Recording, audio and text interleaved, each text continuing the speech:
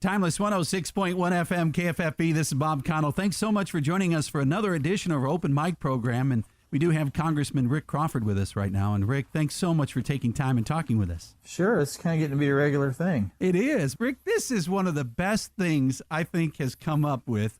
When you told me about what was going on with the Arkansas Farm Corps, I thought this was a home run for everybody involved. Explain a little bit to listeners who haven't heard this yet. Well, here's what we hear from farmers, not just in East Arkansas, the traditional row crop country, but all over the state as they're having difficulty filling jobs on the farm. And that's nothing new.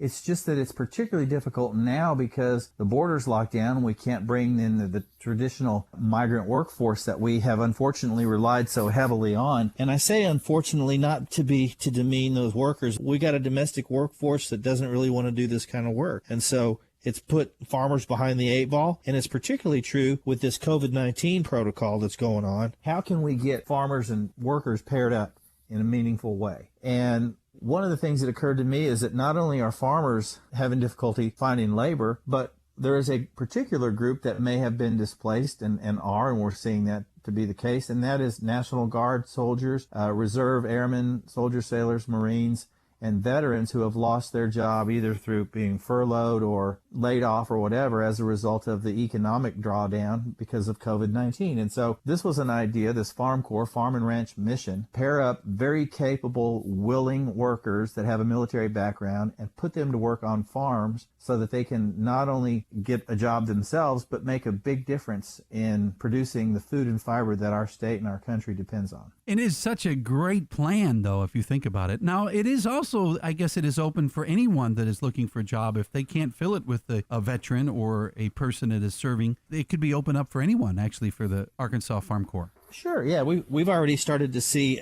just college students. Maybe they attend the University of Arkansas and they're College of Agriculture trying to get a degree in agriculture, Arkansas State University, whatever. Yeah, we're starting to see that all over the place, not just veterans, not just displaced National Guard and reservists, but just in general, anybody that's looking for work. And that's the great thing about this. So we started with the initial thrust being, looking at veterans because, we know and farmers have a high degree of comfort in hiring veterans because they're typically very trainable and reliable. And those are the, kind of the qualities that employers look for. And, but we're also starting to see younger people that are in college that, hey, look, school's out.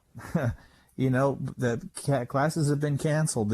Pretty much they're available right now and they want to go to work. It is an amazing program for sure. Okay, so how does a person get in contact with the Arkansas Farm Corps? What's the best way? If you are looking for a job, go to facebook.com/Arkansas Farm Corps and post your information. And there'll also be, I believe by the end of today, you'll see job listings from farmers across the state who are sending their information in to Farm Bureau. Farm Bureau is a key partner in this because they've got a vast network of farmers in the state. So farmers around the state are communicating with Farm Bureau to put that information out there. I was looking at the Facebook page earlier. In the span of about 3 hours, there were 10 job seekers that posted their information on the Facebook page that we have set up, Arkansas Farm Corps. Facebook.com/Arkansas Farm Corps. I'm really excited about this. I know that there are a lot of farmers that have shared their information with Farm Bureau. Farm Bureau should be posting that information by close of business today. That'll be out there available for job seekers to look at, and we're just excited about the prospect of pairing up these really willing, capable, and ready employees with farmers that really need them. So this is an urgent, patriotic call to action. It's fantastic. Well, we need to move on to another subject, and that is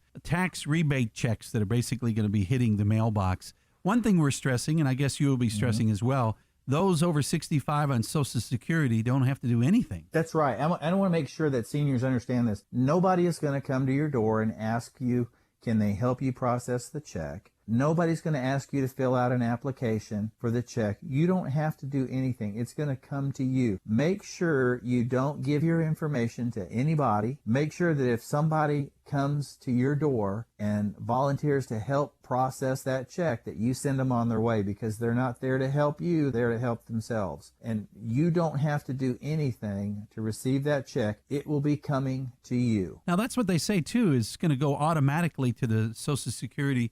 And then how does that play out for the rest of the... Still a whole lot of folks that do receive hard checks, that is paper checks. But what they're trying to do is to do the direct deposit as much as humanly possible because it's much, much faster and it's less costly. And so you'll either receive that in a direct deposit or you will receive that as a printed check. But in either case, you don't have to sign up for it. You don't have to ask for it. You don't have to call anybody and get help. And you certainly don't want to respond to somebody that's calling you and asking for your routing number and your bank account because they're going to deposit the check. Very, very careful that if someone calls you and says, hey, your stimulus check is waiting for you, I just need your routing number and bank account number so that I can deposit that for you. Do not give out your number to anybody because that is not how this is going to happen. If you are a Social Security recipient now, they already know how to send you your money. They're not going to call you and ask how to send the money. If somebody does call and ask, they're trying to fool you. Don't let them do it. Don't give them your information. You will get your check. You don't have to apply for it. You don't have to sign up. You don't have to register. You don't have to do any of that stuff. And you certainly don't want to share your information with anybody over the phone. It's great wisdom for somebody that may be tempted to think that they got to speed up the process when the process will come. Yeah. In fact, you may see checks next week hit your bank electronically, and maybe even shortly after that, if you're somebody that receives a paper check, could be within, 10 days. So it's going to happen quicker. We're not talking about a month down the road. We're talking about a matter of days. That's fantastic. And then let's talk about the businesses. What does a business need to do about these loans that they've been talking about? Well, you go to your bank, and there are a couple of different deals you can apply for. Where you've got the PPP, the Paycheck Protection Program, whereby you can borrow that money. It's a non-recourse loan. Essentially, it's a grant provided that you use the proceeds of that loan appropriately. That is to say, you use that for payroll, you use that for interest payments on mortgage, you use it for utility payments, things like that. There's a laundry list of those acceptable uses for the proceeds of that, primarily designed to maintain your workforce. If you do those things, if you're in compliance with the payroll protection program, then it's forgivable, which means that it's a grant. If you deviate from that, then a portion of that, whatever portion has not been appropriately used, would then be not forgivable, which means you'd have to pay it back. That's the payroll protection program. Then you have a couple other loans available through the Small Business Administration. Depending on the size of your business, there are a couple of different loans that are capped. One is the Express loan, which I think is capped at $1 million, and the other is the 7A loan, which is capped, I think, at $5 million, and that has to do with maintaining your continuity with your workforce and other expenses associated with maintaining your business. And so you check with your banker on which of those is the most appropriate. There may be cases when you might apply for both. One of them, as the name implies, the Express loan, is much quicker. We're talking about a matter of days. The 7A loan may be take a little bit longer. It may take a couple of weeks, as long as a couple of weeks. But either way, your bankers, who are essentially agents for these loans, should be pretty well versed in this. If you are a business owner, subchapter S Corp, C Corp, LLC, whatever, you were eligible beginning, I believe it was Friday. If you are an independent contractor, a 1099 earner, self-employed sole proprietor, then I believe your eligibility opens up Friday, the 10th. That's this Friday. And so your banker should be very well versed. We're dealing with bankers all over the district who have questions about this. I've heard some good and I've heard some bad. I know is a learning curve. And for banks who not used to be participating in these types of programs, a little bit of an issue, but I think we've gotten over the hump. And by the time these 1099 and sole proprietor independent contractors go in on Friday, we should have a better handle on the administration of these loans and should be fairly well expedited. But I think we're making really good progress. It's been a great program. I know that folks are really looking forward to seeing some money come in to help with the business, help with individuals. And it does seem like whenever they do lift the ban for people to go out and be normal society, we're going to have some money flowing. Yeah, and that's the main thing. And here's the thing that I want to encourage folks that particularly hard hit in your listening area in Cleveland County. We're going to get on the other side of this, I think, quicker than anybody really projected. We're starting to see some good signs. But we have to understand that we do have to get our economy revved back up. We can't languish indefinitely, because if we are to help people, that are sick, we have to have the resources to be able to help people that are sick. And so what we may have to do is just get used to working in a different way. We may have to change the way we work. We may have to get more comfortable wearing masks in close quarters. We may have to practice more discipline with regard to social distancing. We may have to do things a little different, but we've got to get our economy back up and running if we're going to have the resources in the long term to be able to address this crisis, because we're going to get through this fairly quickly. This virus does not do well in high temperatures with a lot of ultraviolet sunlight, and we're in spring. And when we get into summer, we know we're going to it's like the seasonal flu. You know, there's a reason why it's seasonal. And that's because that flu virus doesn't do well in high temperatures and really bright sunny days. And so when we start to get into this spring and into summer, you're going to start to see these cases decline considerably. But there is every expectation that it will come back again in the fall when we start to see traditional seasonal flu start to materialize. I don't want us to be afraid of it, but we need to be aware of it. And so we need to respond appropriately, because we still are months away from a vaccine. Even though we have seen some drugs that are promising on the treatment side, we still haven't got a vaccination yet. We still haven't developed the vaccine. So don't be afraid of it, but be aware of it. And maybe just let's address our behavior a little bit differently and try to maintain a little more discipline with regard to how we conduct ourselves out in public. You know, breathing on people, when you sneeze, sometimes it happens, I get that.